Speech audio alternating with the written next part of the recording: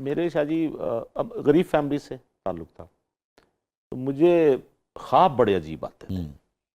اور بچوں کو خواب آتے ہیں نا، پھول، تتلیاں یا چاکلیٹ یا اس دور میں کھانے پینے والی چیزیں، تو مجھے خواب آتے تھے ربڑ کے، جس کی آپ بات کر چکے ہیں. تو یہ ربڑ میں نے، اور اتنی استطاعت نہیں تھی والد صاحب کی کہ وہ مجھے ایک ربڑ خرید دیتے. تو میں نے ان سے کہا کہ میں نے ربڑ لینا ہے. انہوں نے کہا بھئی آپ تم تو کچی کلاس میں پڑھتے ہو، تو تیسری میں جاؤ گے نا، تو پھر پینسل ملے گی، ابھی تو قلم سے لکھ رہے ہو نا، پینسل ملے گی تو ربڑ بھی لے دوں گا. ایک دن انہوں نے مجھے، میں اس کو شارٹ کر رہا ہوں، انہوں نے کہا جی فلاں تاریخ کو میں لے دوں گا. اس سے پہلے مجھے یرکان ہوا اور میں نے کہا جی میں ٹھیک ہو سکتا ہوں اگر آپ مجھے ربڑ لے دیں.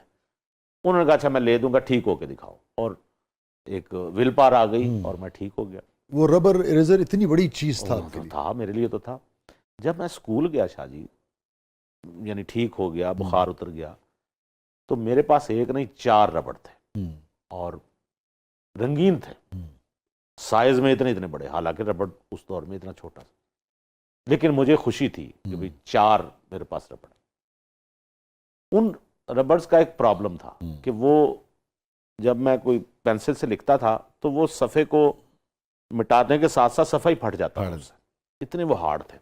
لیکن بہرحال یہ خوشی میرے ساتھ کوالٹی کے نہیں تھے. ہاں. تو میں نے والد صاحب سے، جب میں یعنی خود کچھ کمانے کے قابل ہوا، بہتر ہوا، تو مجھے یہ واقعہ وہ یاد آیا. تو میں نے والد صاحب سے پوچھا کہ وہ ربڑ آپ کہاں سے لائے تھے؟ یعنی آپ کے پاس تو ایک ربڑ خریدنے کے پیسے نہیں تھے، تو 4 ربڑ آپ کہاں سے لائے تھے؟